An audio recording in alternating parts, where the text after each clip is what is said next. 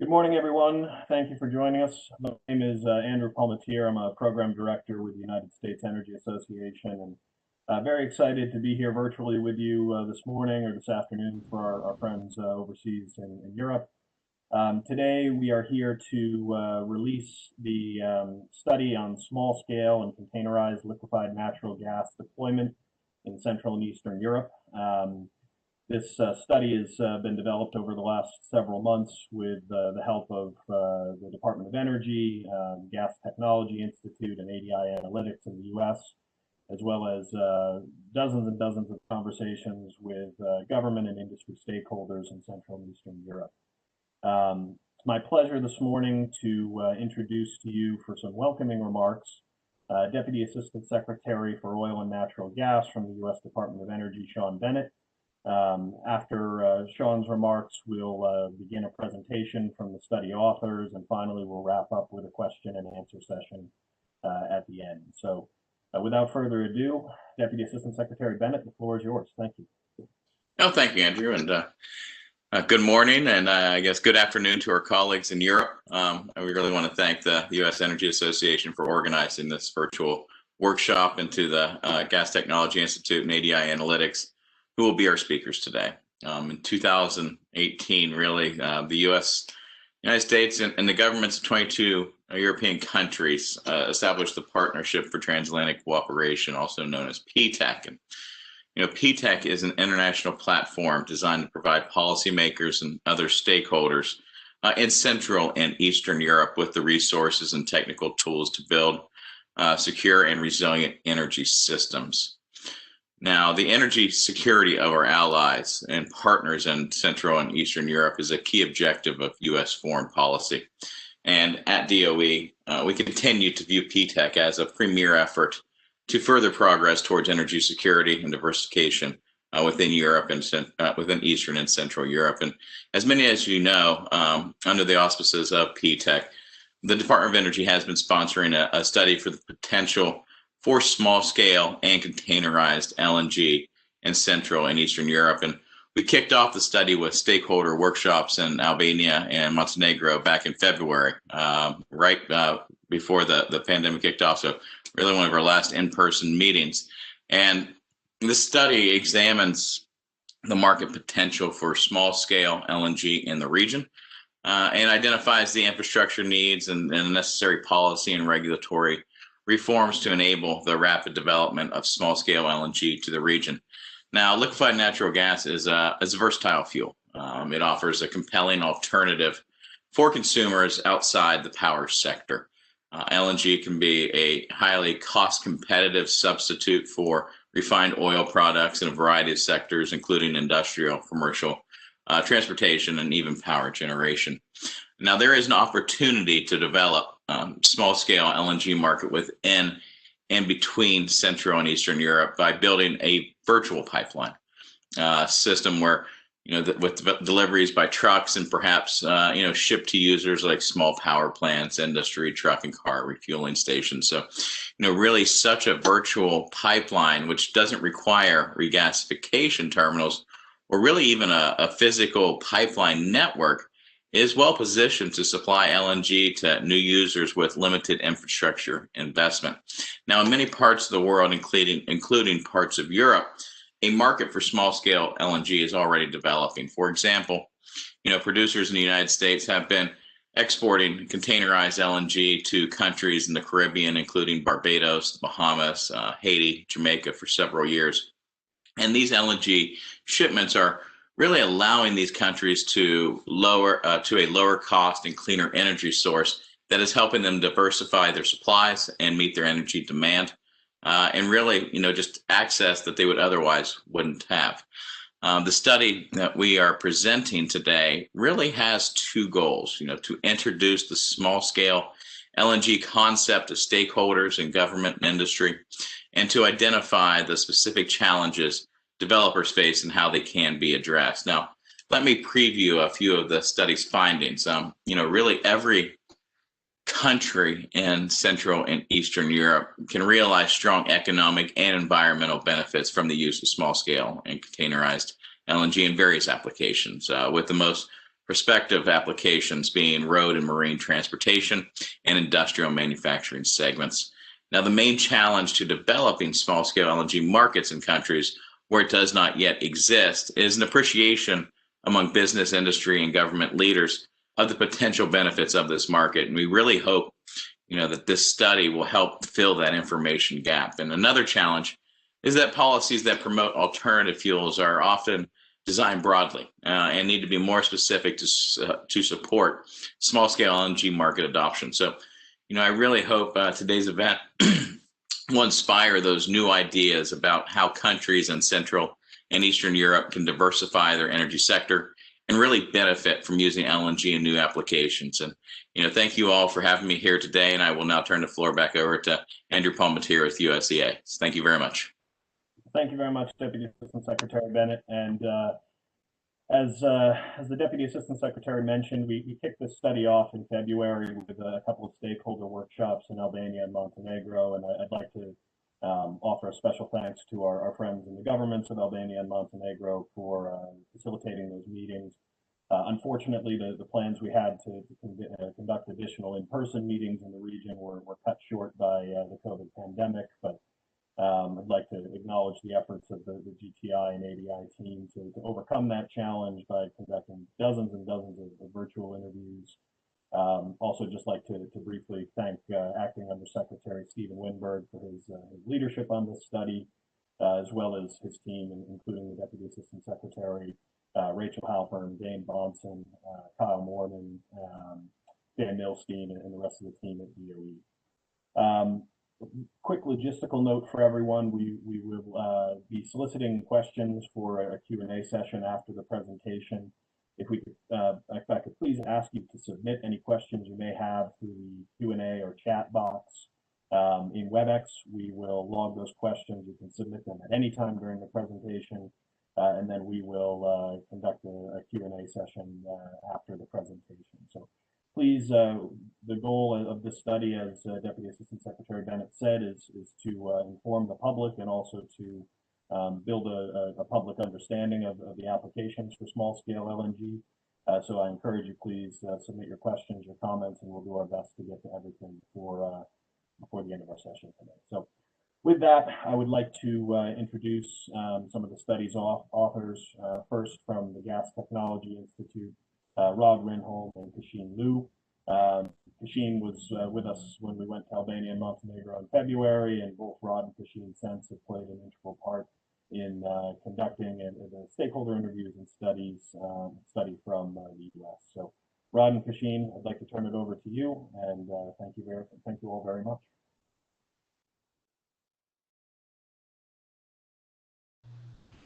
Thanks, Andrew.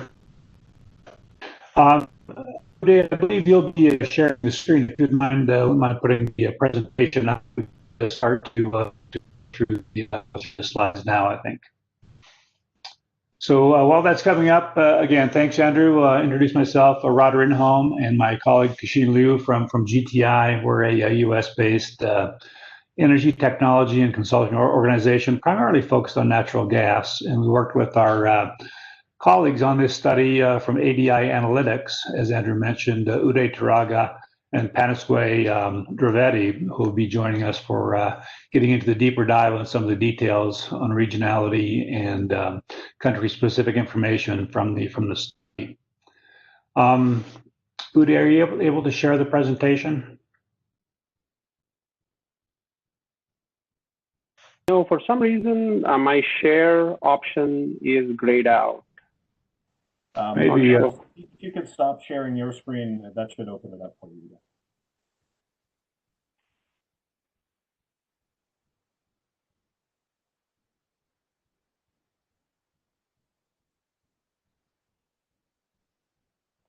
No luck. It's still grayed out. Okay. Perhaps if you have a copy of Andrew, you could share.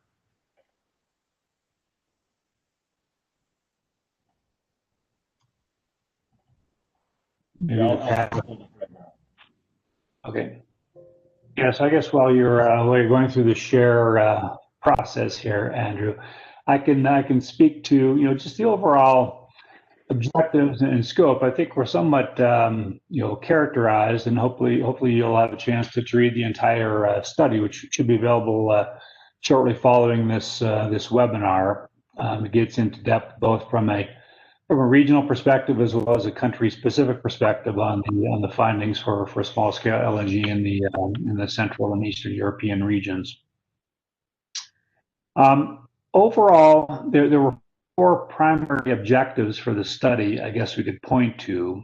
One would be to understand the overall potential for small-scale LNG, in the region.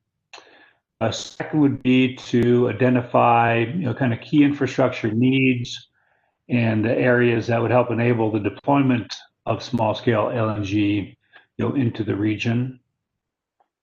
And third, identify, near-term or potentially mid-term opportunities to, jumpstart and accelerate the deployment of LNG, in the region.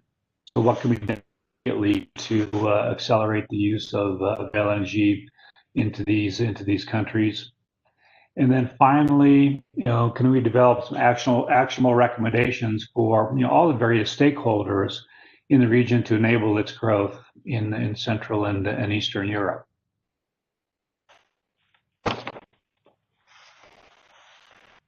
Anything I can do on my end here, Andrew? No, sorry, Uday, you're now the presenter, so you should be able to share it now.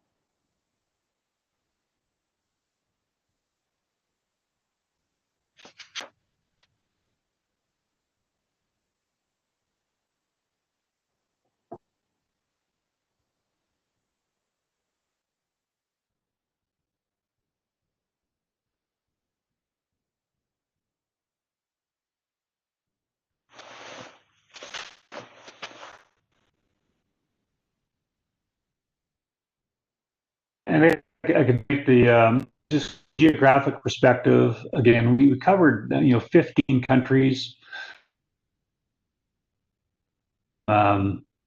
Czech Republic and Slovenia, to the west, to Romania, Bulgaria on the east, as far north as Poland, and then south to Albania and North Macedonia. It looks like the sharing is coming. Good. Thank you, Andrew. Okay, now if you could just advance. I don't think I have control to advance. One more. Yes, these are the objectives I covered. Here's the, good. This is where we should be right now. So here's the slide. There we go. Right. Yeah. So these are 15 countries that we've covered within the scope of the study. We'll cover today, some of the regional impacts and I guess findings and recommendations. But then again, if you have a copy of the report, which will be available shortly following the webinar, there you can do a deeper dive into the specific countries, and there are certainly recommendations and insights for each of these countries. Next slide, please. So the study began earlier this year, back in February. It seems like a long time ago. But as Andrew noted, we held a series of 2 kickoff workshops in Montenegro and Albania, and appreciate the hospitality and the hosting of those workshops in country. A wide variety of stakeholders there and some good insights, kind of just defining the overall scope of the study and looking at some of the issues, both economic and technical, that might impact the growth of small-scale LNG in the region. The second phase of the study, which is more of the report development, the bulk of the activity, proceeded through the I'd say second and third quarter primarily of this year, and as Andrew noted, included direct conversations and interviews with about 75 stakeholders in the region that were then baked into the overall report, looking at issues and opportunities and constraints regarding kind of small-scale LNG and its application. A pretty broad array of secondary research was reviewed and integrated into the report, And then finally, there was a modeling done looking at, again, technical and economic parameters of various weightings to help evaluate the potential in specific countries and in specific applications. So all of that's covered within the report itself. And we'll give a brief summary of that, through the discussion here on the webinar today. Finally, where we are now in terms of the workshop, as you might have expected, these are intended to be in-country, workshops or series of workshops to outline the results and, kind of further the dissemination of the study, recommendations and impacts. We'll make it for now, at least with the virtual format, and I hope you get good learnings from the discussion today, and welcome further feedback. Next slide, please, Uday or Andrew. So that'll let me turn it over to my again colleagues from ADI Analytics. ADI is a boutique consulting firm based in Houston, focused on a pretty broad array of energy and related topics, and has certainly been a great partner for us on this study. So Uday Turaga will take the lead in kind of going into a deeper dive on the findings for the countries and the region specifically, and joined by his colleague Panasay Duvedi from ADI. So Uday, please take it away.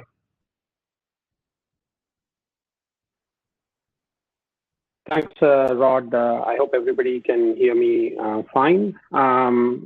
So I want to thank Rod and Kexin from GTI for their support during the course of this project, as well as Andrew and Ernest from USEA. I also want to acknowledge my colleague Panasay Duvedi, who's also on this call and has been the lead analyst on this project.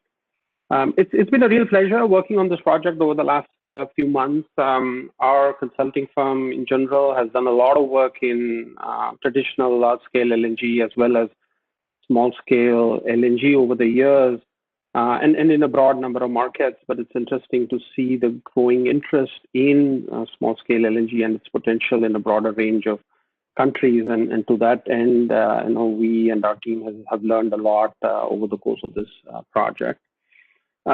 We hope to have the report out here in the public domain in the next day or two. And that has a number of insights and findings in the report, but we want to highlight 4 specific areas of insights and findings here today.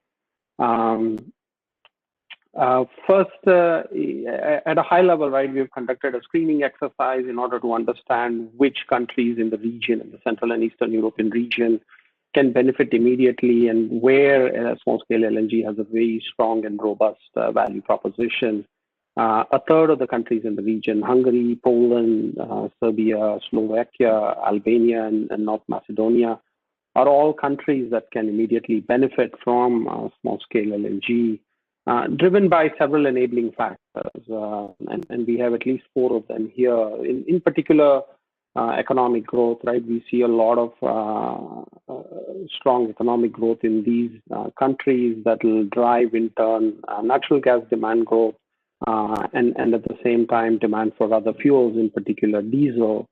And high diesel demand growth is a particularly enabling factor because LNG can displace diesel, especially in certain applications, in particular heavy-duty trucking.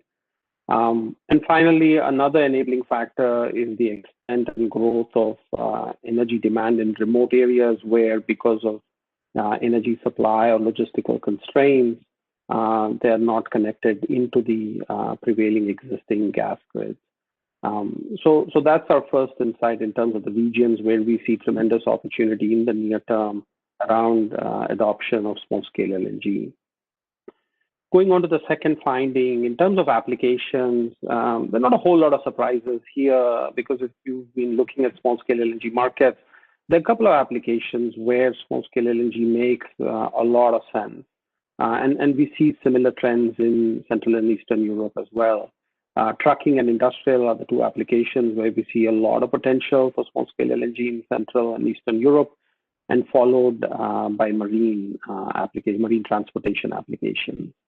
We'll talk a little bit more about some of these demand and applications, but at a high level, if you look at heavy-duty trucking, the payback periods for an investment in an LNG fuel truck is quite attractive, and the other segment that follows this is marine transportation, followed finally by industrial boilers.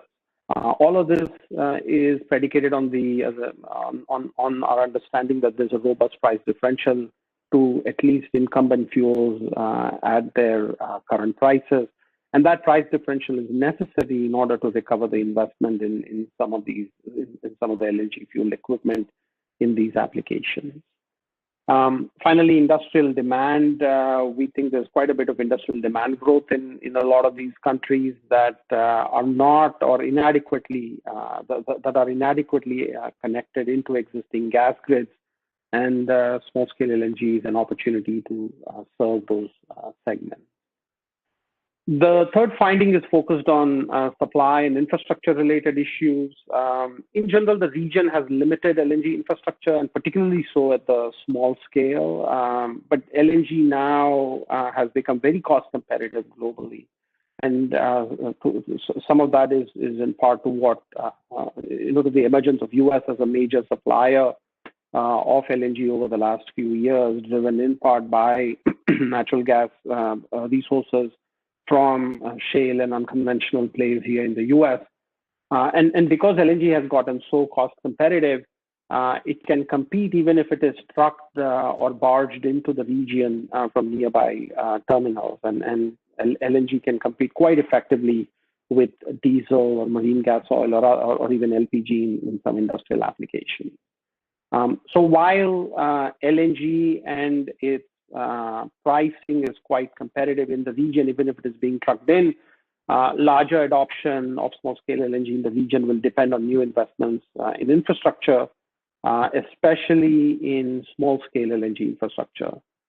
We believe that addition of capabilities at existing LNG terminals to provide small-scale LNG services, or even investment in new terminals in sea or at sea or river ports to handle, for example, ISO containers of LNG, can be very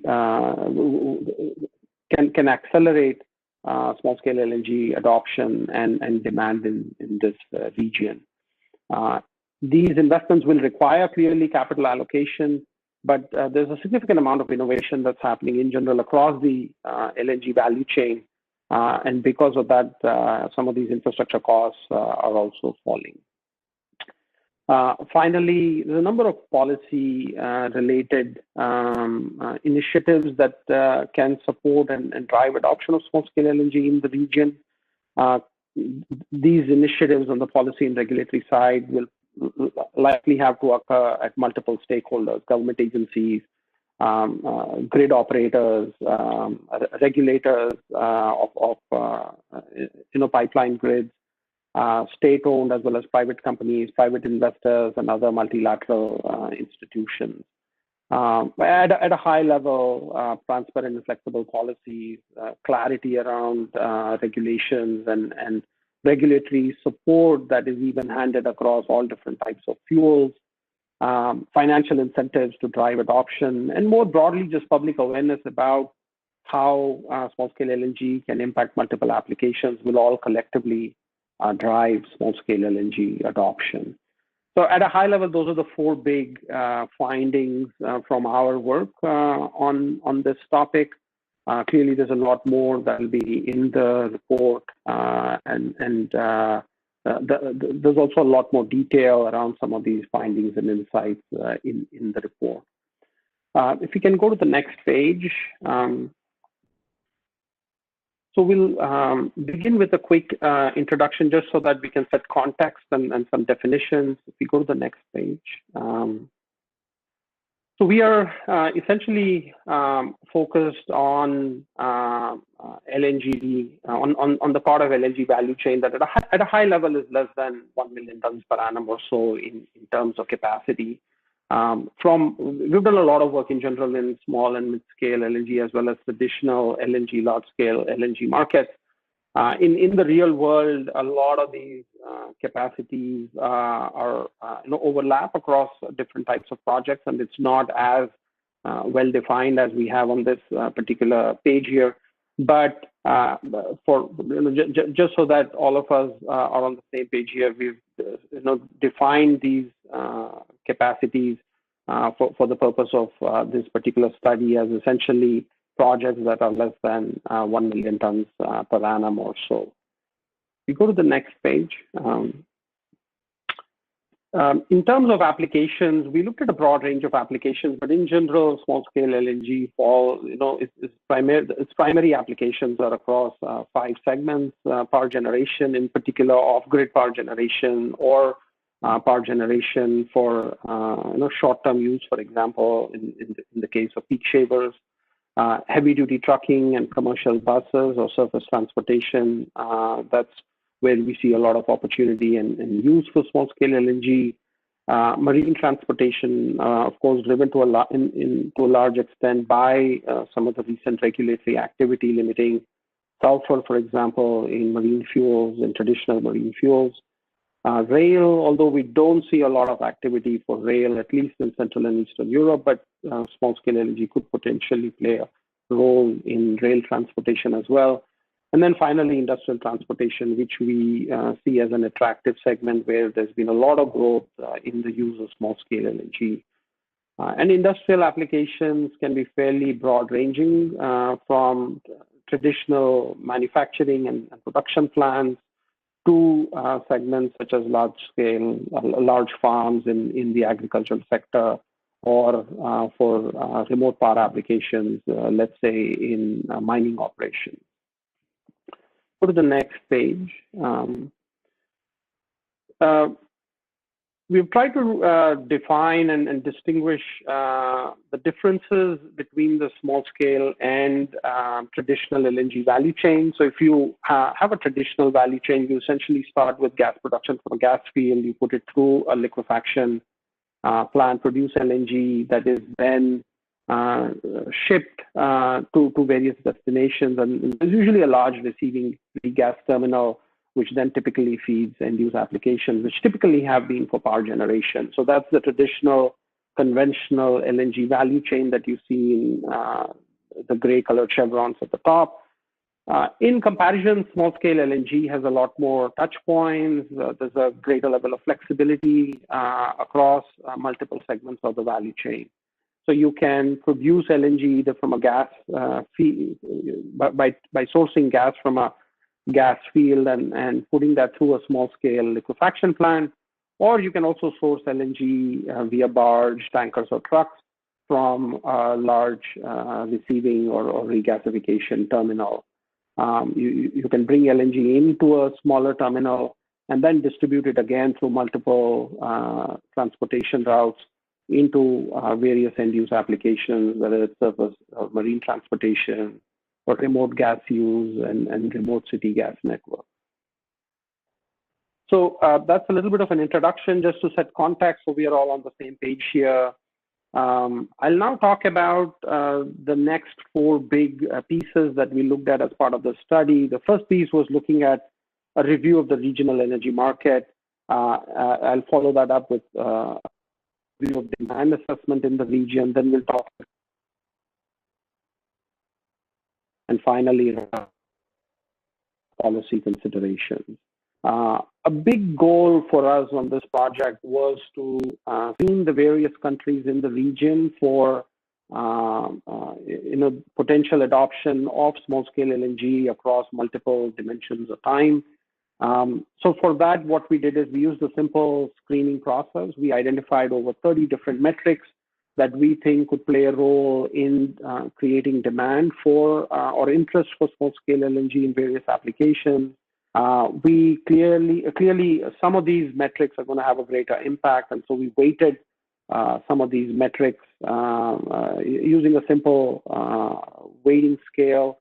And then finally, we developed a simple spreadsheet model where we essentially gathered data from multiple sources across these metrics to rank each of the countries in terms of potential or adoption of small-scale LNG across multiple time dimensions.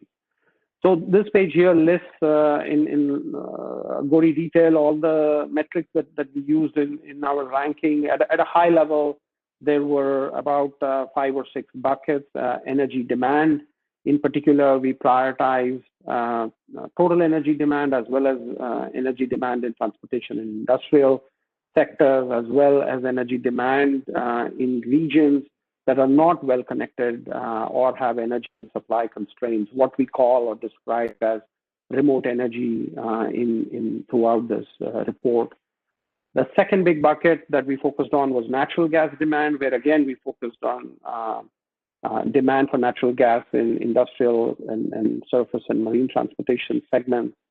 Power generation was another segment, but we did not take a lot of metrics in this area primarily because traditional power generation models, we did not see a lot of opportunity for small scale LNG, just given the preference for economies of scale in power generation.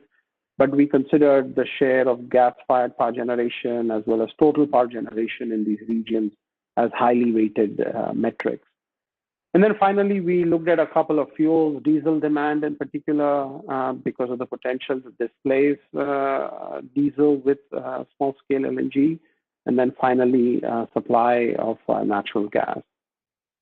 There were a number of other metrics that we used as part of our screening model. GDP growth, obviously, some of these are fairly obvious.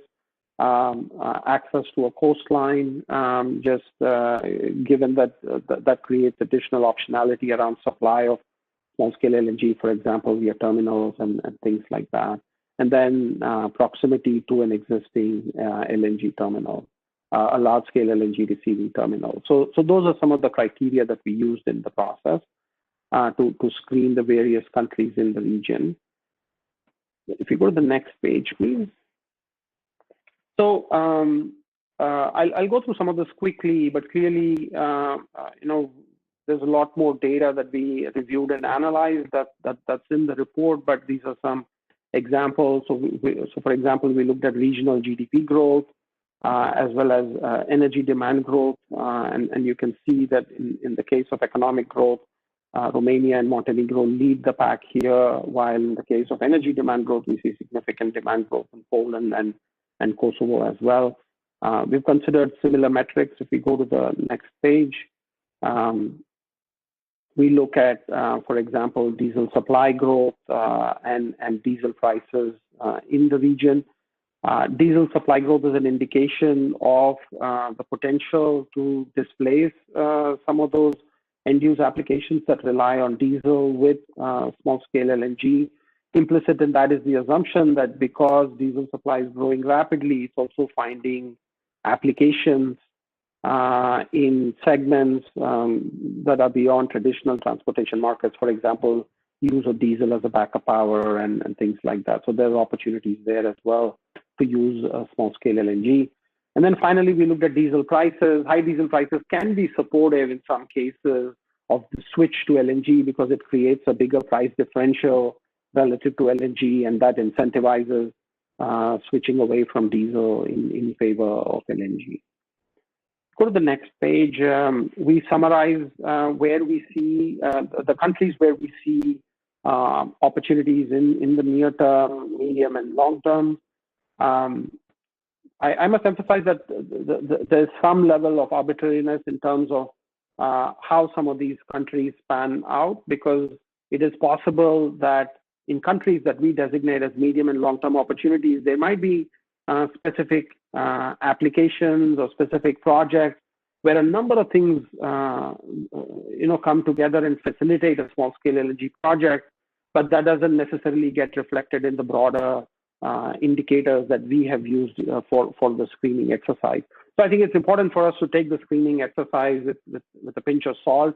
It provides high-level guidance in terms of where we see the best opportunities based on some macroeconomic and energy indicators. But based on the analysis that we have so far, the countries where we see a lot of near-term opportunity, as I mentioned earlier, is Hungary, Poland, Serbia, Albania, Slovakia, and North Macedonia. And then some of the other countries fall into the medium and long-term opportunities. And what we mean by near term, medium term, and long term is that, and if we go to the next page,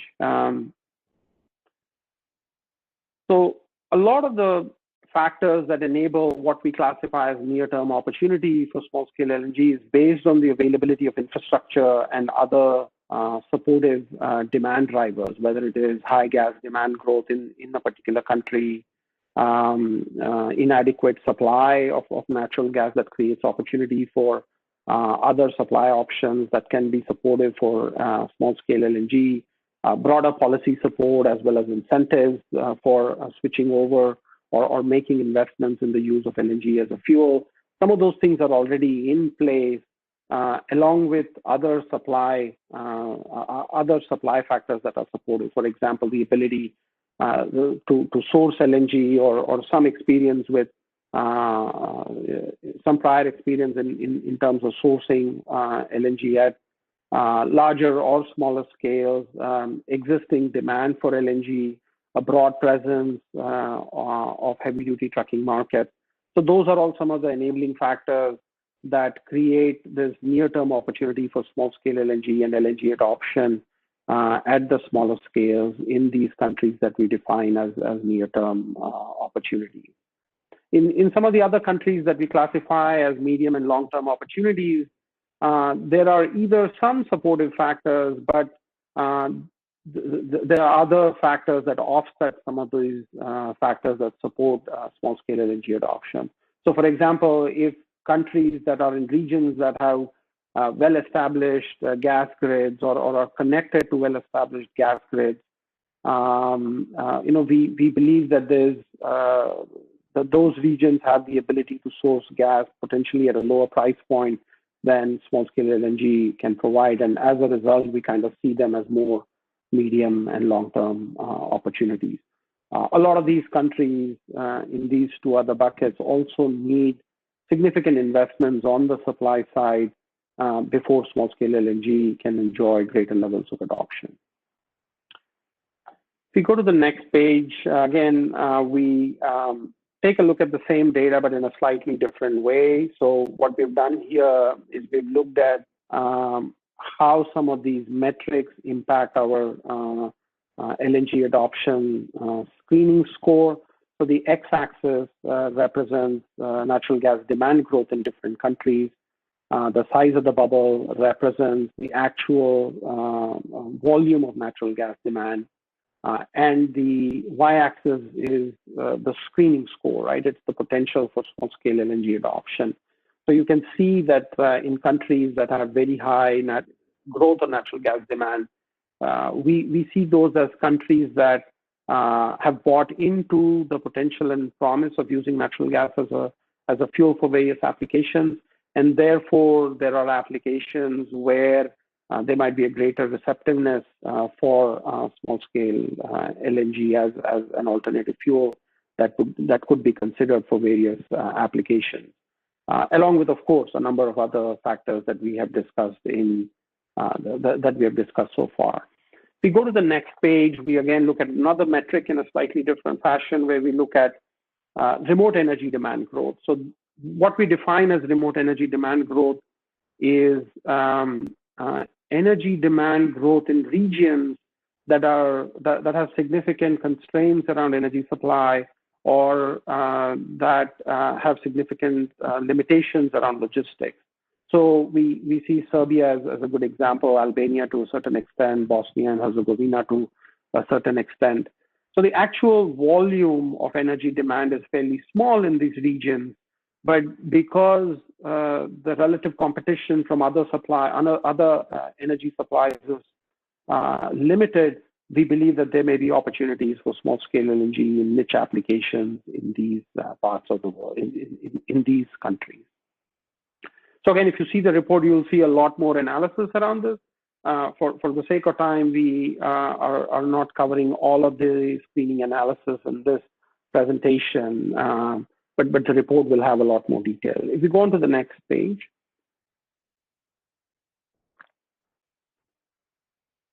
So we'll talk a little bit about demand assessment in the region. We see several drivers that are supportive of small-scale LNG demand. In particular, environmental and air quality regulations is one.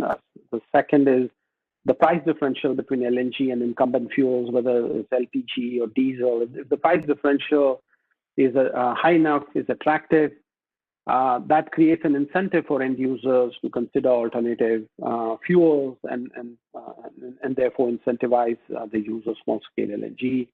A third factor is these factors that enable remote energy demand, constraints in terms of energy supply or limited logistics in terms of sourcing energy, whether it is remote locations, lack of pipelines, an inadequate gas distribution grid. That's usually another driver that we have seen motivates end users to consider small-scale LNG. The growing supply of cost-competitive LNG, there's a very strong case that can be that is now being made around price elasticity associated with price demand elasticity associated with LNG. LNG prices have fallen quite significantly in the last few years. We are seeing global LNG markets getting commoditized. A lot of this has been facilitated to a large extent because of the growth in LNG capacity that has come from global gas discoveries, in particular discovery of natural gas here from the US. The US is rapidly emerging as the marginal supplier of LNG because, and we expect that to get more and more cost competitive as we go forward. But because LNG is now available at far more cost competitive rates than in the past, far more cost competitive prices than in the past, we are seeing new demand open up for small scale LNG. A fifth broader driver is decarbonization policies and incentives associated with decarbonization.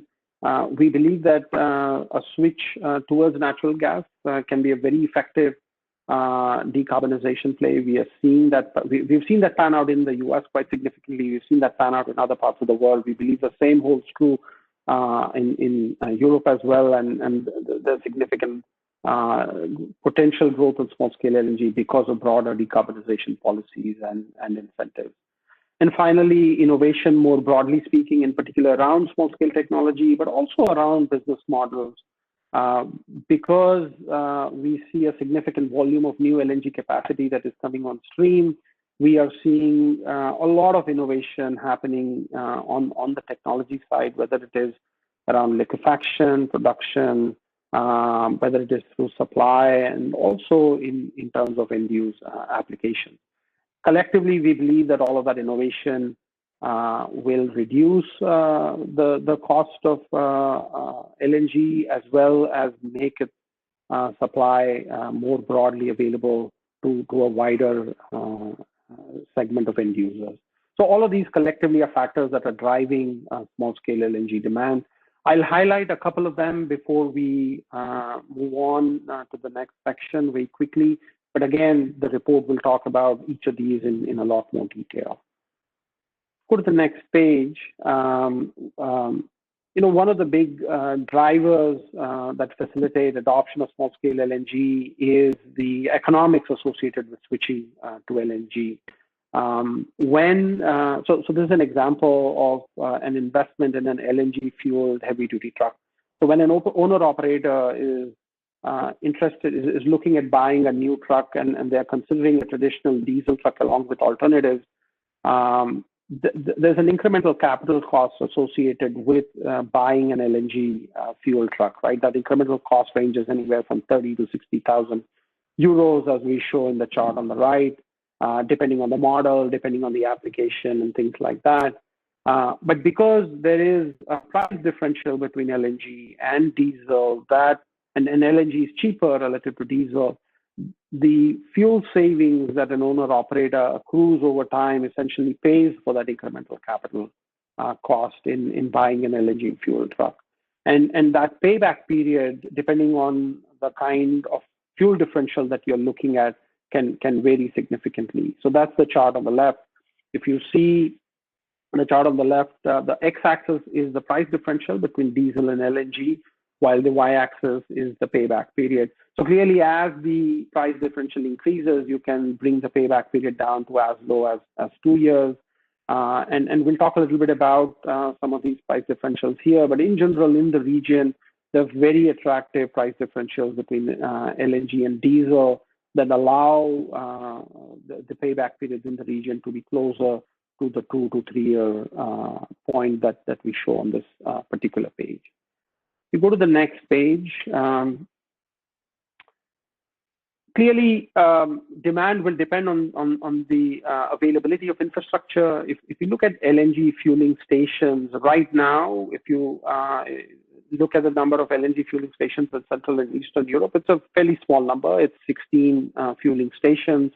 That is represented by the orange dot that we see in the bottom left part of the chart there of the graph there. And that corresponds to a little short of 10 million gallons of LNG demand for fueling applications today. But if you now look at the top right hand of the chart and you look at the blue dot, that is the current level of infrastructure across the European Union. About 300 plus fueling stations that collectively account for about 150 million gallons of demand annually. So if we assume that, with the right level of incentives, LNG small scale LNG adoption in trucking and some of these surface transportation markets pick up, and that drives investments in LNG truck fueling stations on a level that is similar on a per capita basis to what we see across Europe, we have the potential to triple LNG demand from a little short of 10 million gallons per year to as much as 25 million gallons per year. Now, of course, that will require an incremental investment of 34 additional stations in the region. But even if you take a very conservative approach in terms of what LNG demand in heavy-duty trucking could look like, there's pretty significant opportunity for growth in the region. If you look at a lot of existing energy players in the region, in the interviews that we had with these stakeholders, we saw a lot of interest, a lot of plans around trying out on a pilot scale investments in LNG fueling stations in the region. So we believe that with the right level of incentives and policies, there is significant interest in the region around adoption of small-scale LNG for heavy-duty trucking markets. If you go to the next page, we do a similar analysis for marine transportation. If you look at the chart on the right, clearly the incremental capital cost for switching over to LNG as a fuel for marine vessels is far higher, ranges anywhere from 5 to 10 million euros. But because of broader regulatory support and the resulting impact on marine gas oil prices, we believe that the payback periods are far lower relative to what we saw in heavy-duty trucking and can be as low as 1 to 4 years. Of course, a lot of this depends on broader pricing dynamics associated, for example, with marine gas oil, which is increasingly, whose prices are increasing primarily because of the IMO 2020 regulation that limits sulfur content in marine fuel.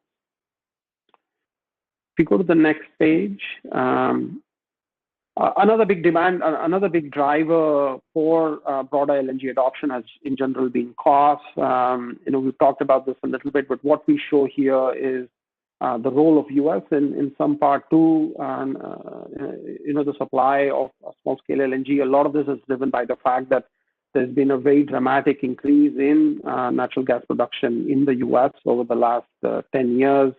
And that is translating to a significant reduction in supply, in prices. And now natural gas is priced very, very competitively in the US. Just in the past year, which might not be a great metric to look at, which might not be a great time period to look at just because of the challenges associated with COVID and all. But even if you look at the broader trend, natural gas prices in general have been less than $3 a million BTU or so over the past few years. And so that essentially incentivizes and enables the supply of LNG at very cost competitive prices going forward. That essentially creates opportunities for LNG adoption in a broad range of end-use segments. Go to the next page. So collectively, on a qualitative basis, if we look at the four big applications, trucking, marine, industrial, and rail, and we look at the different countries, and we see where are the best opportunities across these applications in the region, what we see is the trucking and industrial sectors are where we see the best opportunities for small-scale LNG adoption across the region, followed by marine. Rail obviously is not a big contender in the region in terms of potential potential end use for small-scale LNG. We now move on to the next section where we'll talk a little bit about supply and infrastructure. If you go to the next page, we talked about this a little bit earlier in the presentation, but there's a lot of flexibility and touch points that a small-scale LNG value chain brings relative to, let's say, a traditional, conventional, large-scale LNG value chain. But if you look at LNG supply models at the small scale, you clearly have some element of LNG sourcing. We expect most of that to essentially happen through LNG, small-scale LNG services existing, receiving and regasification LNG terminals. Once LNG sourcing is accomplished, if you're looking at LNG for trucking markets, you have multiple transportation options, but most of them involve some level of transportation by truck. You essentially have a truck loading part of the value chain, followed by transportation, and then distribution to fueling sites for trucking applications. Some of this could involve further distribution into industrial applications, which could involve some regasification in certain cases, although in other cases, regasification could actually occur at the customer site as well. In the case of marine applications, in the case of using small-scale LNG for marine transportation, clearly there is some element of break bulk that's involved, where you are basically reloading a smaller ship with LNG and then transporting it to bunkering sites that are supporting multiple vessels with LNG fueling operations. Go to the next page. So clearly, infrastructure is a big piece here. The number of LNG, large-scale LNG terminals in Europe, and there's further investments that are happening in this space. But as we'll talk about it later, a lot of these terminals are not close to the Central and Eastern European region that's highlighted in blue there. Another challenge is that the terminals that are closer to the region often don't offer or don't have the infrastructure to offer small-scale LNG services. And a lot of the terminals that do offer those small-scale LNG services, and you'll see them with that dotted red circle, those are the terminals that are offering small-scale LNG services. They are far away from the region. So one of the big challenges from a supply point of view is infrastructure, where we need to see further investment. If you go to the next page, clearly this infrastructure investments will cost money and capital that will have to be allocated to these to the development of this infrastructure. Traditional large-scale LNG import terminals are very expensive, right? Cost over €1 billion.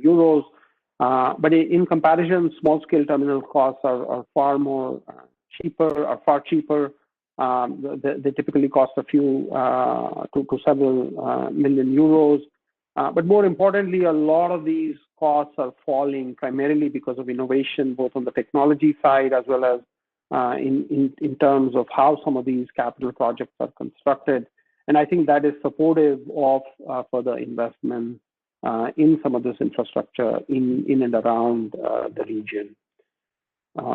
If we go to the next page, we just diving a little bit deeper.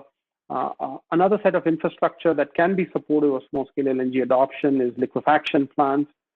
We talked about how the region, it does not have a lot of LNG sourcing or receiving terminal capacity. There are a couple of terminals that are close to the region that are coming up, but we need more capacity that needs to come into the region, more infrastructure that needs to come into the region in order to drive larger scale adoption. In terms of small scale liquefaction plans, there are one or two small scale liquefaction plants in the region, but it's very limited. And in general, right, on a cost basis, we don't expect them to be very competitive relative to, let's say, broader LNG supply options into the region. If we go to the next page, we've laid out some of the cost structure, some of the cost estimates associated with investing in small-scale LNG infrastructure.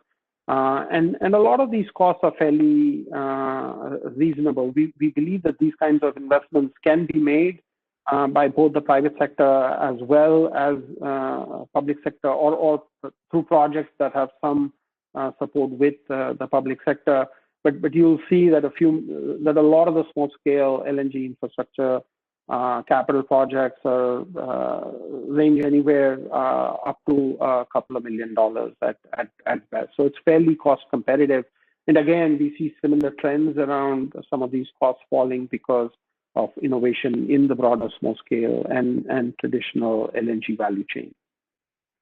If you go to the next page, another form of infrastructure that can be supportive of supply is ports on seas and rivers, and some of this infrastructure creates optionality in the region in terms of sourcing LNG, for example, via ISO tanks and other smaller containers. And we expect that some of this capacity will probably be more expensive than traditional LNG receiving options, but over time, as demand picks up, it is possible that some of these alternative supply options might also become attractive. If you go to the next page, and I'll go through some of this quickly because I believe we are running a little short on time here, but what we've done from here and the next couple of pages is to look at the cost of supply into various end-use applications and how that cost of supply compares to pricing from existing incumbent fuels. So the report considers a few cases. We'll talk about a couple of them here. But if you take a look at heavy-duty trucking, there are multiple supply options here. You can take LNG from a large LNG terminal, truck it into various fueling stations. You can use ISO containers that are sourced at a nearby port. Or you can bring in ISO containers on smaller vessels and then transport them into and distribute them into the fueling station. So there are multiple options here. Go to the next page and we look at the costs and economics associated with that. We are clearly making some assumptions here, and we discuss a lot of these assumptions in a greater level of detail here. But we start off with some sort of a broad LNG price, benchmark price. We add in costs associated with small-scale LNG services at the sourcing terminal for, let's say, loading a particular truck, costs associated with transportation of the truck. That gets us to some sort of a delivered cost to the trucking station. We add in some taxes that we've assumed based on historical taxation in the region. That gets us to the final LNG price. Now, if we compare that, so that final LNG price with taxes is about a little over 50 cents a liter. And if you then compare that to the existing diesel price, that's about a little over a euro or so, €1.15. So that creates a pretty significant price differential of a little over 60 cents that we think is fairly significant and enables very competitive payback periods for somebody who is looking at converting a truck from diesel or replacing an existing diesel fuel truck with an LNG fuel truck. Go to the next page. We've talked about this a little bit, but one of the big challenges is fueling infrastructure. Right now, the region has only 16 LNG fueling stations. But as I mentioned earlier in our conversations with a number of private companies, as well as other stakeholders in the region, there's been a lot of interest in trying out pilot projects around LNG fueling. So we believe that given the right set of incentives, this LNG fueling infrastructure can grow pretty quickly. Go to the next page. We do a similar analysis for marine applications. We've laid out the applications here, but I'll skip through this. And if we go to the next page, we actually again do a similar breakdown of what average LNG delivered prices look like in comparison to, let's say, marine gas oil. Again, we start with a benchmark price, add in costs associated with ship loading and shipping costs, and then finally we have the LNG delivered cost. And you'll see that the price differential is not very significant. LNG is competitive and is cheaper to marine gas oil, but the price differential is not attractive enough, or it is not as attractive, at least as in the case of heavy-duty trucking. However, even with this price differential, we see fairly attractive payback periods for switching to an LNG-fueled marine vessel relative to, let's say, one that uses marine gas oil.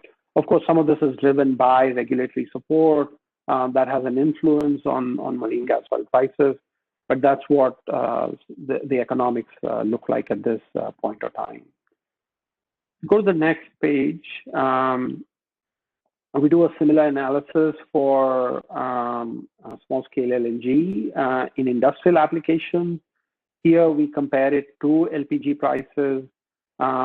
Again, in comparison to, let's say, heavy-duty trucking, the price differential is not as robust here, but LNG can still compete, even assuming very conservatively that there are additional costs associated with, say, regasification at end-use customer side. Some of these costs may or may not exist depending on the application one is looking at. But even under those conservative assumptions, we see very cost-competitive environment for a small-scale LNG in industrial application. Go to the next page. There's these are some examples of different types of projects that are underway in the region that are using small-scale LNG or that are related to the broader small-scale LNG value chain. There are clearly filling stations with examples on the left part of the page, both in Austria and Hungary. There's some other applications, for example, LNG. There's an LNG terminal in Bulgaria that is serving resorts in the country with a cleaner fuel. There's an aluminum smelter in Montenegro that's using LNG. There are lots of interesting end-user applications across the value chain that we are seeing in the region, along with a lot of interest that we have gleaned in terms of our conversations and interviews that we've had in the region with a wide range of stakeholders. So if we go to the next page, just wrapping up the supply assessment, similar to how we did the demand assessment. And what we've done here is we've looked at the need for new infrastructure across the value chain, whether it is in terms of LNG production or sourcing, logistics associated with the supplier transfer and transportation, logistics at the customer end of the equation, and then finally infrastructure around LNG utilization. And we look at qualitatively each of the countries in the region of interest to us, and we look at what the supply infrastructure needs are. In general, there's pretty significant supply infrastructure needs across the region, except for a couple of countries, except for a few countries, Poland, Slovenia, the Czech Republic, and Hungary being exceptions. But in general, most of the region needs further investment in supply infrastructure in order to drive adoption of small-scale LNG. with that, we come to the last section of our presentation here, where we talk about stakeholder and policy considerations. We did this at a really high level, and there's also a little bit more detail in the report than we are covering in the presentation here. We go to the next page. There are multiple stakeholder segments that have a role to play in adoption of small-scale LNG, and each of these stakeholder segments can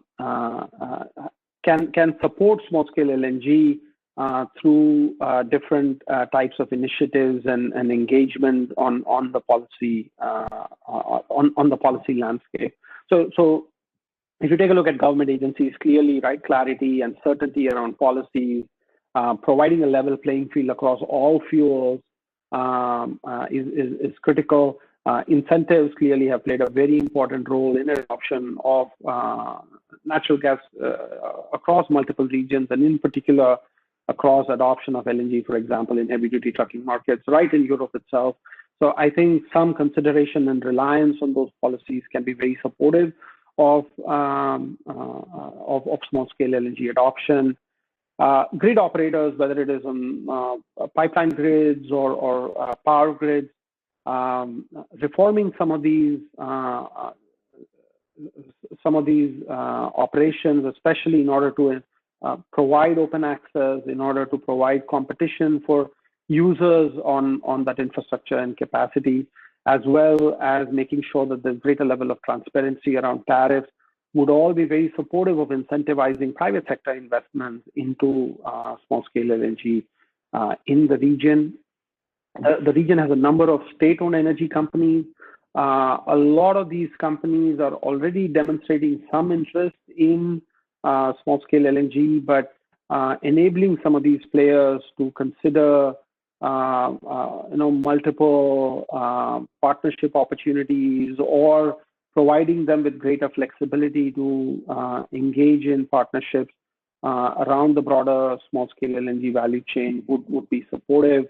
Private energy companies, investments in new technologies, piloting on new projects is one way to drive investments. Multilateral financial institutions, again, quite similar to government agencies, providing clarity, and particularly so providing a level playing field is very critical here, because there are the significant decarbonization benefits that can be achieved by switching to LNG, and in some cases, alternative, more cleaner options are not really available. So in those cases, disadvantaging or disincentivizing LNG because natural gas is not as clean as, let's say, electric vehicles, is not supportive of the broader decarbonization goals that a lot of these multilateral financial institutions are interested in. So I think looking at some of their investment policies with a little bit more flexibility will be supportive. And I think some of that also extends over into broader financial, institutional, and private investors. If you go to the next page, we look at some of the risks associated to growth of small-scale LNG in the region and around small-scale LNG adoption in the region. At a high level, we see 5 risks. Demand growth is probably the most important one. If there's not enough demand, it's going to be very difficult to build out the value chain associated with small-scale LNG. So I think facilitating that demand growth is key. We do not see this as the likelihood of this scenario of this risk panning out is moderate in our view, but of course its impact can be pretty significant in terms of small-scale LNG adoption. A second risk is insufficient pricing differential, for example, between diesel and LNG. We don't see this as we see this as a low risk, primarily because LNG prices are commoditizing. LNG is becoming available very cost competitively. And in comparison, oil prices, we see limited opportunity for oil prices to go down further. And therefore, we think that that differential will continue to hold, supporting adoption of small-scale LNG. But again, if that differential narrows, then obviously there's going to be a pretty significant impact, and that'll seriously inhibit adoption of small-scale LNG in the region. Adoption of broader decarbonization policies, to the extent that it disincentivizes natural gas and LNG, I think there's a fairly high likelihood of this, just given what we have seen in the region. But we believe that there are a number of applications where small-scale LNG is probably the most attractive option, and therefore the relative impact on overall adoption, we think, is fairly minimal. A fourth risk that we see is, gas that is being shipped in via pipelines today becomes cheap enough where it incentivizes reliquefaction to supply local markets with small-scale LNG. This is possible, but we see that to be a fairly, the likelihood is fairly low in our assessment. But again, it can have a pretty big impact if that comes to fruition. And finally, faster adoption of electric trucks and vehicles. We believe that this will happen, but it's going to be at a much longer time scale. And as a result, it's a relatively low, in our opinion, but again, with a fairly high level of impact. Finally, if you go to the next page, we define a number of specific initiatives for consideration that will be supportive of small-scale LNG adoption. I won't go through the detail around this, but at a high level, clearly regulatory clarity and certainty and liberalization of markets to facilitate greater private sector involvement would be supportive.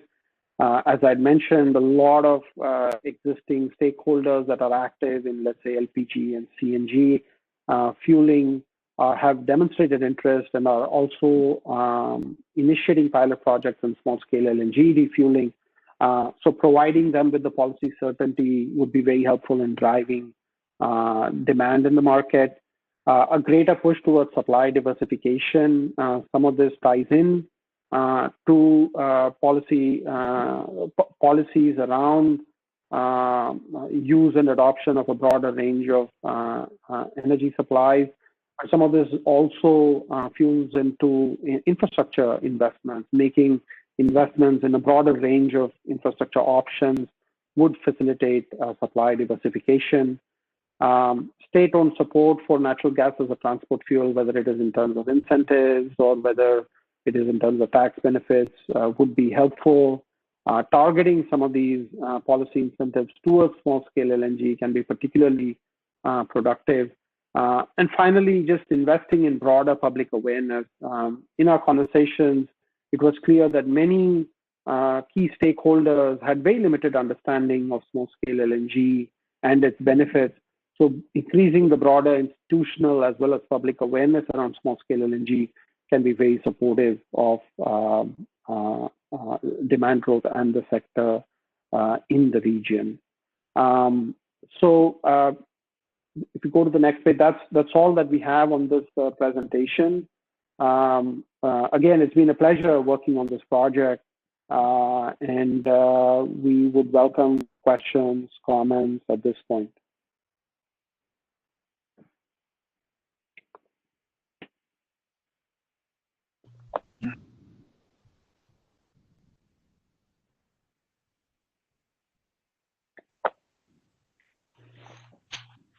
Well, thank you very much, Uday, for the comprehensive presentation. I'd like to remind our participants that should you have any questions, you can submit those through the chat box.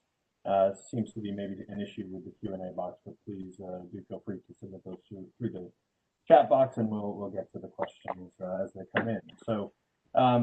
First question I'd like to ask to Uday and Panisway and Kexin and Rod. You touched upon this after the initial question came in, but we did get a clarification. Some of the attendees would like to know, what are the assumptions regarding the lack of rapid adoption of trucking electrification? So on the slide that had been marked as a low risk.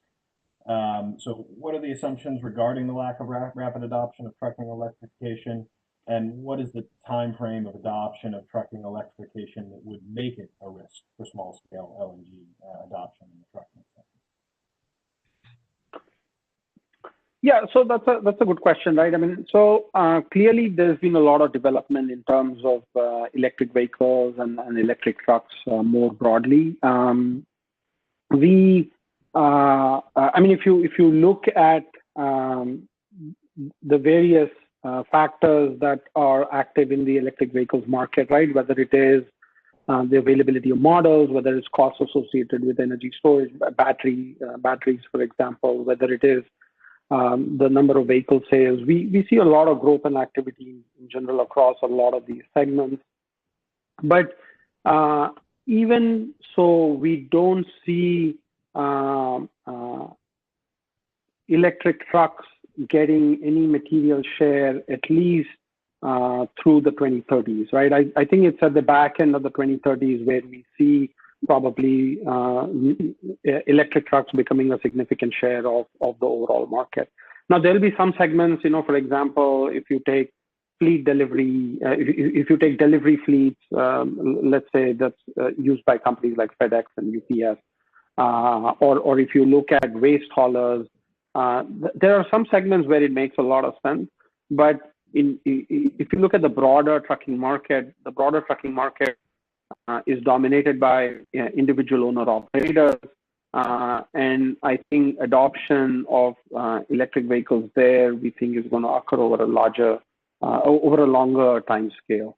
And I think there's significant runway there where small-scale LNG fuel trucks can achieve very significant decarbonization goals before some of that trucking fleet starts getting switched over to electric trucks. Thank you very much. A sort of related question to follow up on that. I know we talked about cost differential between acquiring an LNG fueled truck fleet, but was there an estimate, or did you use an estimate of the cost of conversion of diesel fueled trucks to gas, or was that not part of the analysis? Yeah, so we think that the relative difference we think that incremental capital cost of converting an existing diesel truck or buying a new diesel truck are probably similar. But in general, what we have seen is that retrofits of existing diesel trucks has not been very popular, primarily because there is some opportunity cost associated with the diesel truck being out of service or use when it is being retrofitted, and other efficiency related penalties because it's not being built for specifically for the purpose of using small scale LNG. So I think that's the reason why we have seen a lot of retrofits. But it is possible that again some delivery fleets might consider that because they have enough scale where they can see significant benefits by retrofitting existing diesel fuel trucks to LNG fuel trucks. Well, thank you. Another question on LNG in the transport sector, but in a different subsector. One of our participants asks, the rail fueling from LNG is beginning to be deployed around the world. I know in the analysis you conducted that rail was not seen as in the region, but do you have a sense that could be in the longer term a realistic market for LNG end use? So I think we are a little pessimistic on small-scale LNG use in rail in general, primarily because the switch over to electrification in rail segments is a lot more straightforward relative to, let's say, fueling it with small-scale LNG. it is possible that there are some very specific cases where small-scale LNG will make a lot of sense, but at this point, we don't see that to be a very promising segment. Okay, thank you very much. And to change tack a little bit and move out of the transport sector, we had a couple of questions about power generation. So the first, I'd like to start with an attendee submitted question. Did you find any interest in conversion of coal power plants using LNG fuel source? And an add-on to that, what is the prospect for financing of such a conversion in the region? Yeah, so conceptually, there are, again, power generation opportunities where small-scale LNG can work, where you can supply LNG at the smaller scales for certain power plants, and the economics work out. But in general, those are very specific opportunities. They're very niche opportunities where a lot of other supporting factors come together and make the economics work. But in general, the delivered cost of LNG using at the smaller scale is not attractive enough to convert an existing coal-fired power plant to a gas-fired power plant fueled by LNG that's being brought in at the smaller scales. So we, at least from the assessment that we conducted, we did not see those kinds of opportunities, at least in Central and Eastern Europe. But again, as I said, there are power plants that are operating that use LNG that is being brought in at the smaller scale.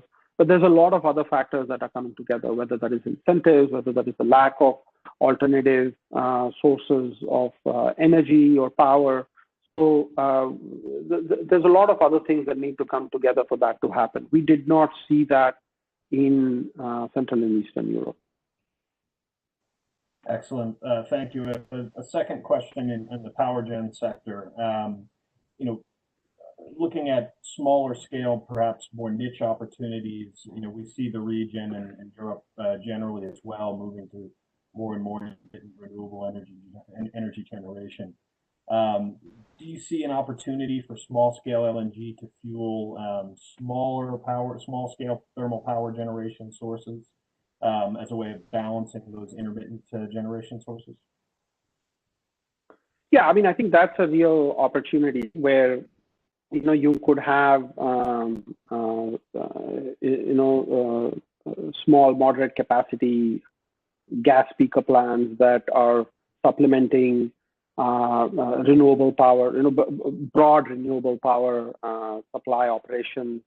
We are seeing very interesting applications for small-scale LNG as backup power for data centers, which are very energy intensive, and where a lot of the big tech companies have made a very stated push to move towards renewable power, but they still need some backup power options that can be fueled with, for example, small-scale LNG. So, throughout the report, we talk about this remote energy demand, Andrew. That remote energy demand comprises of a lot of opportunities like this, where there are small gas peakers or the small gas backup power options that can be very well supplied through small-scale LNG. And I think just more generally, just to add on to that, Uday, I think that, just that overall capitalization of an integrated energy system, you could see small-scale LNG playing into that, along with, either the seasonality or the day-to-day variation from renewables. So I think, from an overall perspective, there's opportunities for a small-scale LNG and a more broader integrated energy system, I think, as well. Yeah, absolutely. I agree, Rob. Thank you. Thank you both. Thank you, Rob. Thank you, Uday. Another question, I'd like to now focus on some of the risks or some of the challenges we might face. One of the participants has asked about the relationship or competition perhaps between hydrogen and LNG.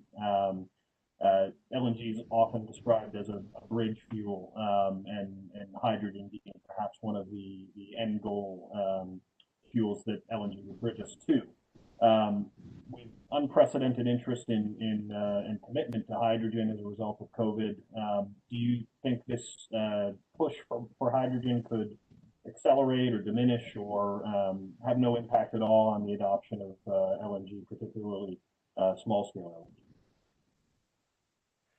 Yeah, I mean, I think we see a limited impact at least over the next decade or so, maybe even into the mid-2030s, right? I mean, clearly there's been a lot of progress that has in hydrogen over the last few years. Hydrogen production costs, whether it is with traditional steam methane reformers or electrolyte or the more greener electrolyzers have fallen significantly. We see continued reductions in that happening over the next few years. But again, hydrogen storage, compression, end use, we are seeing innovations there, but I think some of the costs, some of these components have fairly high cost contributions to the overall life cycle cost of hydrogen in let's say trucking or heavy duty transportation markets. And I think that is therefore going to limit some of the adoption, at least in the near to medium term. But I think, yeah, in the long term, right, we do expect hydrogen to be a very competitive option for heavy duty trucking and transportation markets. And there was a question earlier about electric vehicles. We think that the real competition in the long term will be between electric vehicles and hydrogen for trucking markets more than anything else. Excellent, thank you. So we had another user submitted question regarding price volatility changes in LNG and how you see that. Do you see that as a risk to adoption? Do you think that increasing prices could diminish some of the comparative benefits to diesel fuel, for example? To what extent do you see price volatility as a risk? We don't see price volatility as a risk, at least when it comes to LNG at this point of time. For about until leading up to COVID, right, we had seen a big surge in liquefaction capacity, not just in the US, but around the world. In general, there's been a number of gas discoveries globally over the past 10 years or so. LNG has become the most preferred option to monetize these gas discoveries. Broader LNG supply, liquefaction costs are falling. There's been a lot of business model innovation in LNG supply. All of that has collectively contributed to a significant reduction in LNG supply costs. And in addition to that, right, just because the markets have been oversupplied for the last few years, there's also that oversupply has also impacted costs. I think because of COVID and because of the broader oil price environment, we have seen some slowdown in new LNG projects being constructed and brought to the market. But there's a lot of projects that are raring to go once there's greater certainty coming out of COVID. And I think so collectively, we do think that there is significant certainty around LNG being available at very cost competitive prices over the next decade or so. I mean, if you just look at the US gas production and gas resource is so plentiful that just gas demand in the US over the next 10 to 20 years can be met easily with gas supply that is economic at less than $3 a million BTU. So the only real gas monetization option that is of relevance to the US is LNG exports. And then there's a similar story in Qatar, there's a similar story in Africa. A lot of these gas discoveries will be brought into the market as LNG that will keep prices reasonably low and stable, we think, over the next decade. Yeah, and I guess just to add on to that as well, Uday, I think it makes sense. I mean, it does seem that there's a pretty good stability, coming out of the immediate near-term kind of COVID situation. But beyond that, some of the other issues that were raised, whether it's, the emergence of hydrogen and the certainly excitement and growth of that in Europe and other parts of the world, North America, Asia as well. And then electrification that's come up a couple of times. There's some broader macro trends that probably have a bigger impact than maybe the predictability of the fossil side, of the gas side at least. So. Excellent, thank you both. Now I'd like to pivot back a little bit, talk about power generation quickly. So we talked about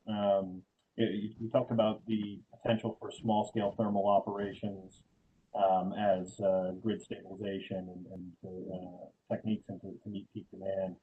Do you have a rough estimate of how large a thermal power plant could be that could still be economically and reasonably serviced by small-scale LNG?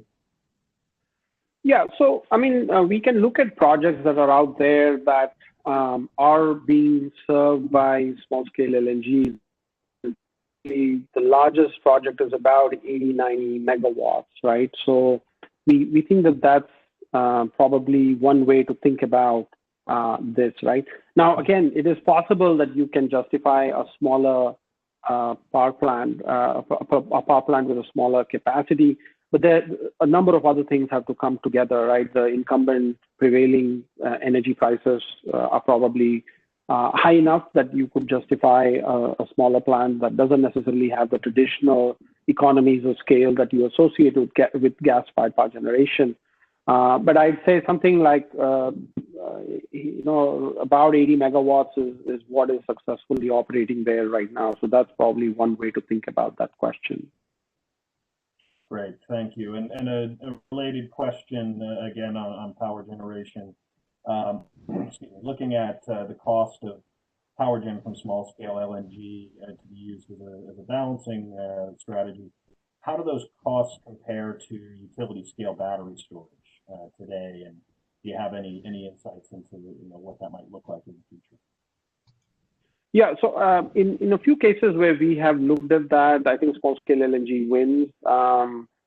If you look at utility scale energy storage, right, most of the bigger applications have been in regions that have fairly high levels of subsidies associated with that. So I think if you strip those subsidies out and compare it on an apples-to-apples basis, we don't see, at least at this point of time, energy storage being competitive with small-scale LNG. Now, of course, like a lot of emerging energy supply options, the costs are coming down pretty dramatically in energy storage as well. And so we anticipate energy storage to get very competitive in the long term. But I also want to say that cost reduction is not something that is happening only with technologies in the energy transition. We are seeing a significant cost reduction also happening with incumbent players, whether it's small-scale LNG or whether it is power generation, right? So the prior question, Andrew, we were talking about what is the minimum economic scale, if you will, for small-scale LNG fueled power generation, right? And after I finished answering that, I was thinking that we know that some of the bigger OEMs in that space have been thinking about how do we reduce the size of our plants and how do we make them competitive at smaller scales.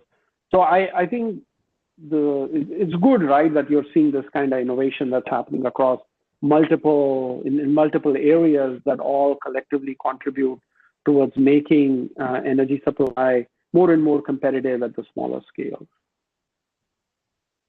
Great, thank you very much.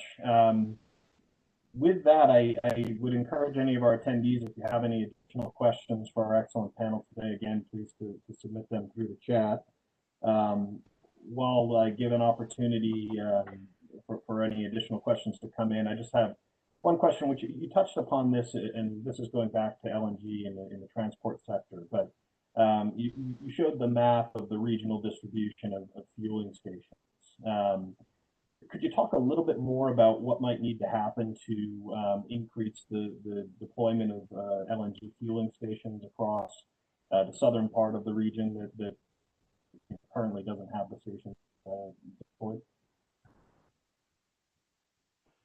Yeah, so I mean, there's actually quite a lot of activity in the fueling station in terms of developing new fueling stations even now, right? I mean, one of the things that was surprising to us, given the set of hypotheses that we had gone into at the beginning of this study, was how much was already happening in that space. A number of players who are active in CNG, LPG refueling talked about interest in potentially developing pilot projects in small-scale LNG. Some of them were already further along. So I think there's a lot of private and state-owned energy company interest already in that space. I think providing greater clarity around what LNG taxation will look like as a fuel, providing some incentives that are in line with the decarbonization benefits of switching from diesel to LNG. Those are a couple of ideas that we think could be supportive of greater development of that infrastructure. The number of other things, and some of this we touch in the report as well, but clearly incentivizing new technologies in the LNG refueling segment, whether it is through technology commercialization and other incentives, could also be one way to kind of try new technology and accelerate development of this infrastructure in the space. And then, of course, some of the more traditional considerations are facilitating demand, right? I mean, if there are incentives that facilitate adoption of small-scale LNG, right? I mean, we see a number of such incentives in Germany, for example. If we see similar incentives that are available to end users that are supportive of switching to towards LNG in general, once that demand is created, that by itself is a pretty good driver for the development of that infrastructure. Yeah, so some of that could be also then, I guess, information dissemination and kind of education, perhaps, on kind of training the stakeholders in terms of the potential market and applications that would drive then further investment in some of that fueling infrastructure. Great. No, absolutely. Sorry, go ahead. Yeah, that's a great point, right? I think that's one of the big findings from our work is that a lot of people evince a lot of interest in just trying to understand what LNG can do in some of these segments, right? I think there's clearly a pretty big public and institutional awareness piece that needs to be explored here. Thank you. And I realize I've missed one question that was submitted, so I'd like to ask that, and I think it's an appropriate big picture question that we can end the Q&A on here, unless we receive any additional. But it's no secret that there's a significant trend in multilateral lenders and large lenders that you highlighted away from fossil fuel investment, right? Is there a way that that small-scale LNG could be differentiated and identify and solidify itself as a valid destination for investment from lenders like that? Yeah, no, that's a good question. I think there are multiple ways in which small-scale LNG can differentiate itself, right? I think first and foremost, right, a lot of the policies that are, signifying the shift away from natural gas are driven under the assumption that a lot of competing alternatives are already well on their way and are very economic. I think that is true, that a lot of the alternatives are getting more and more cost competitive, and some of them are already at price parity with natural gas. We are not, we entirely agree with that. Our own analysis at ADI shows that. But I think at the same time, those costs and economics are very location specific. They depend on they're very application specific. And I think understanding how natural gas can, especially small scale LNG, can be an advantage in some of these specific locations and applications is one good way to clearly highlight that economic differential between these options, right? I think that's one thing. A second piece is just tightening the environmental footprint of the broader natural gas value chain, right? There are clearly concerns, legitimate concerns around fugitive emissions from the broader natural gas value chain, but a lot of problems, right? So I think for the broader natural gas industry, focus on ways in which they can cut down on fugitive emissions, build a very strong, compelling, transparent data set around what fugitive emissions look like across the value chain to clearly demonstrate that the broader greenhouse gas footprint of natural gas and LNG is far lower than what high-level estimates out there might suggest. And showing the trajectory of decreasing that greenhouse gas footprint is going to be very critical in terms of differentiating relative to some of these other options. But that's a great question. Right. Well, with that, there's only one question left to ask, which I'll answer myself. A couple of participants have asked if they'll be able to view the report in its entirety. The answer to that is yes. We expect that the full report will be released, as mentioned in just the next couple of days, so ahead of the holiday season and the end of the year. So if you've registered for this event, we will be sure to send a link to that, as well as getting a link to the presentation from today as well.